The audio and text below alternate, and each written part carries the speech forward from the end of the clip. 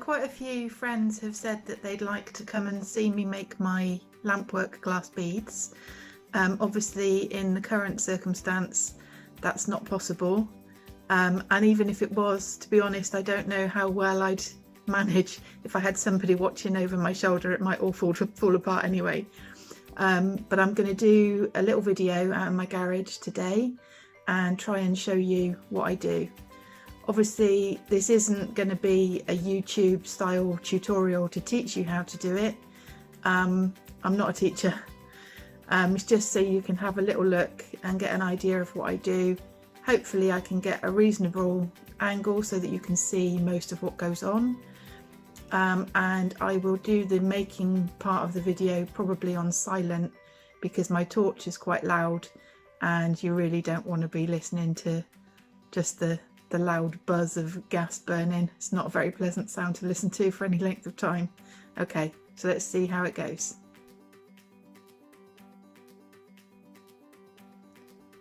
So this is the workshop end of my garage. I'll just show you what things I use.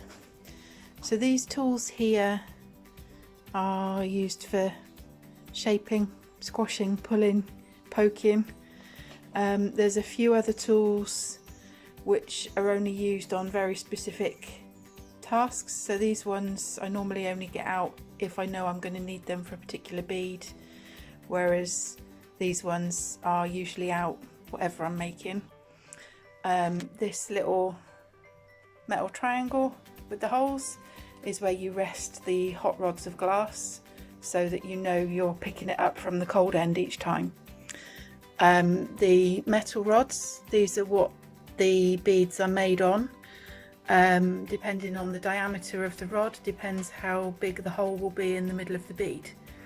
And you see that they've got like a coating on the tips. When that goes on, it's like a liquid clay and it dries hard, and that just provides a barrier between the metal and the glass so that it doesn't stick. These two fellas over here, probably the most used tools I've got. I use these to help with general shaping of the bead.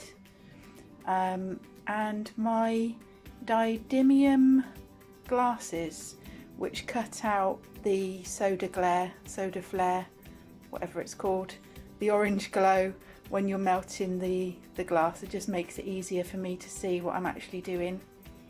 And then over on the bench up here is my various colours of glass.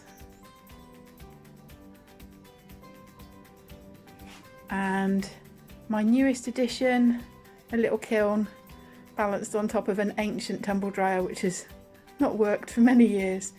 The kiln is ideally supposed to be used that you would put the hot beads straight into it as soon as they're made, which takes the stress out of the glass.